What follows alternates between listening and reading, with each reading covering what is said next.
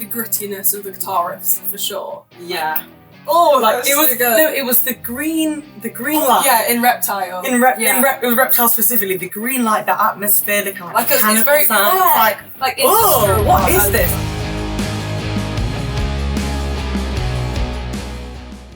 I don't know how I got into Nine Inch Nails. I just remember, just one day I just turned obsessed, and I used to always watch their Woodstock performance.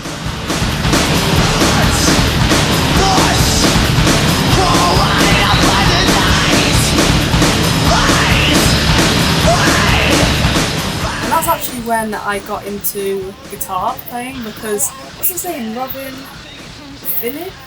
Yes. He's just an amazing guitarist, so is Trent, so that really got me into playing guitar.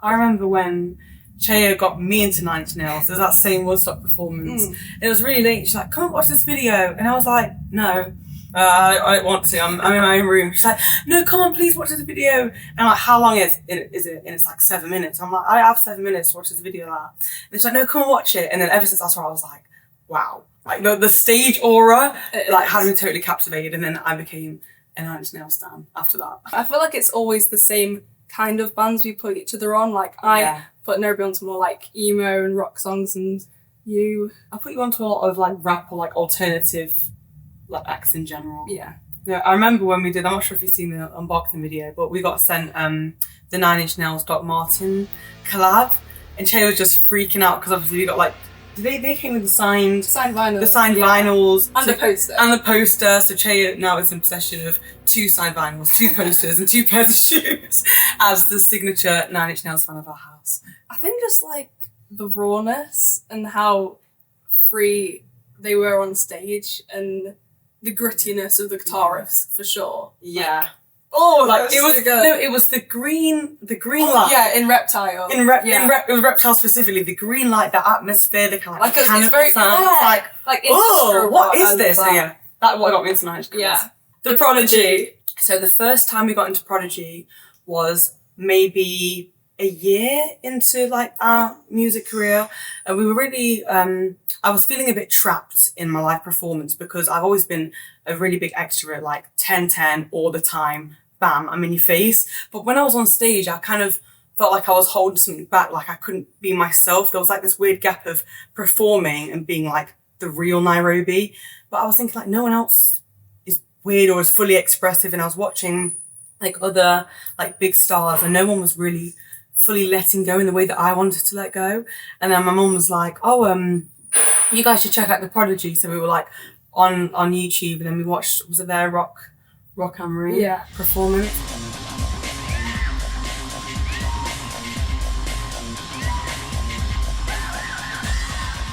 And from then, just seeing Keith and Max's expression, I was like, no, that's who I am. Like I didn't realise that I could do that, and it was like socially acceptable. Like I was afraid that being myself was going to be too much, but they were just themselves and just in every way, just giving the audience 100% of them. And then that's when it clicked that it's like, no, I'm going to give the audience 100% of Nairobi. And then Chaya, so they were like some huge like influences for our live shows. Have you seen the Prodigy live in person yet? Yes, we did. Their leads tour, was it last year? They had the memorial, the Keith statue, which was amazing to see. Ashnikko. You know what, I really don't actually remember when I got into Ashnikko. I've just always really liked them. I think like from the jump, like the blue hair.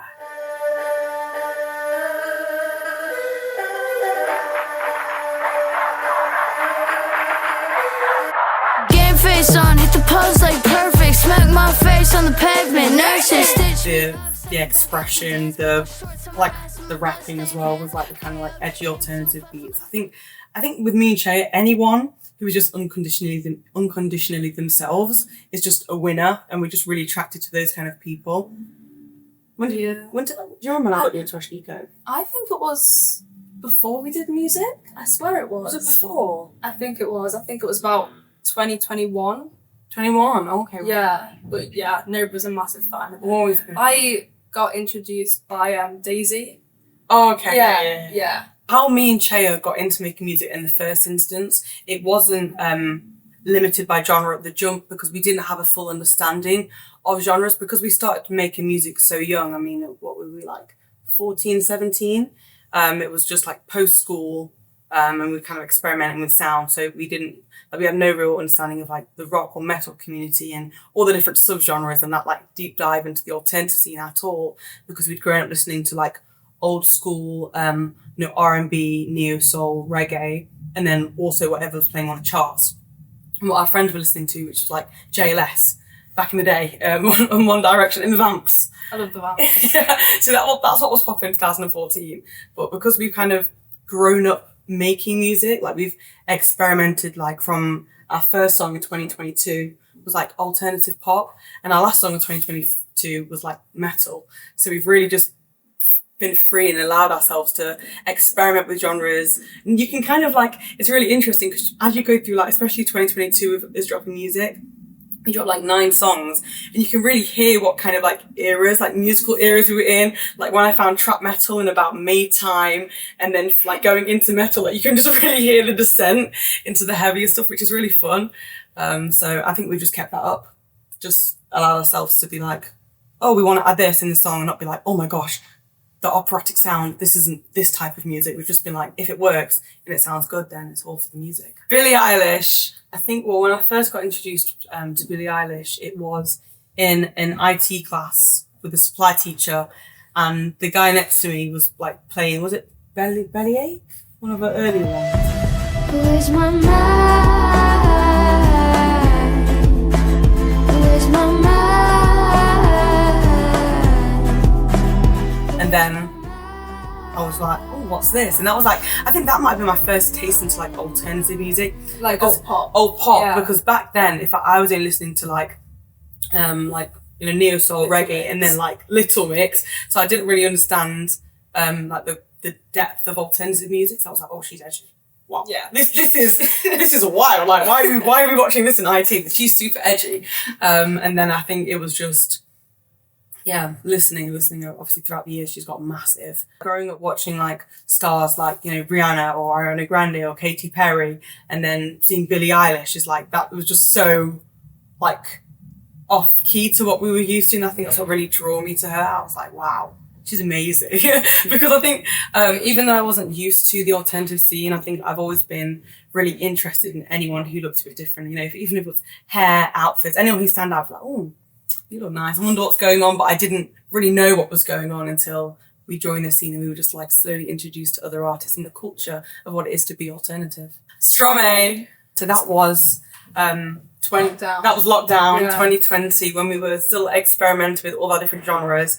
It actually came from we were on Colours, like the YouTube channel, and there was another French artist called Lucy Yakuza, who I really like as well. And then I got into French rap, and then I found Damso, and then eventually Stromae, and then finding out how much of an icon he is in France.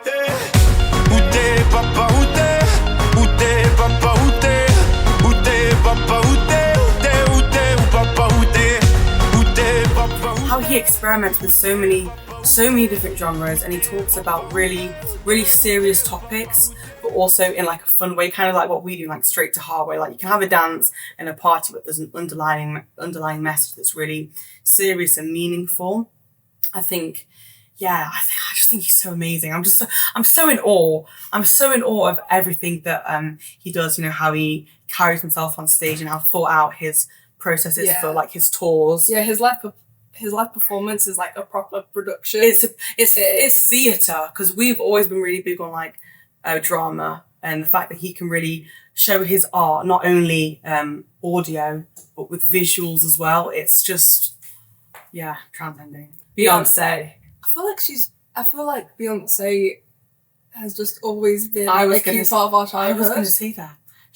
I don't remember her ever being Not there. She's always been there. But I think that the moment where we gained a real respect for Beyonce was her documentary and watching her talk about how hard she was. So when we first came into the music industry, we didn't know much about, touring and how you had to know everything about lighting and sound and outfits and dancers and make sure everything's tight. But watching her now, she runs her business so efficiently. She just works so hard, and hearing other people talk about her and being like, no, she really is incredible. As well as having a family, I just think she's amazing. I've got a newfound respect for her, obviously, after listening to Single Ladies growing up. But now I think, yeah, she's brilliant. And we're going to go see her on tour. Oh yeah, we are. Very soon. This ain't Texas. Ain't no hold 'em. So lay your cards down, down, down, down. So park your Lexus. I'm really glad that she's definitely a big influence in regards to how she runs her business, how she carries herself, being an amazing performer, how hard you have to work to maintain the level that Beyonce is at. So we hope to keep working hard, and maybe we'll get a look in to see how hard she's really working.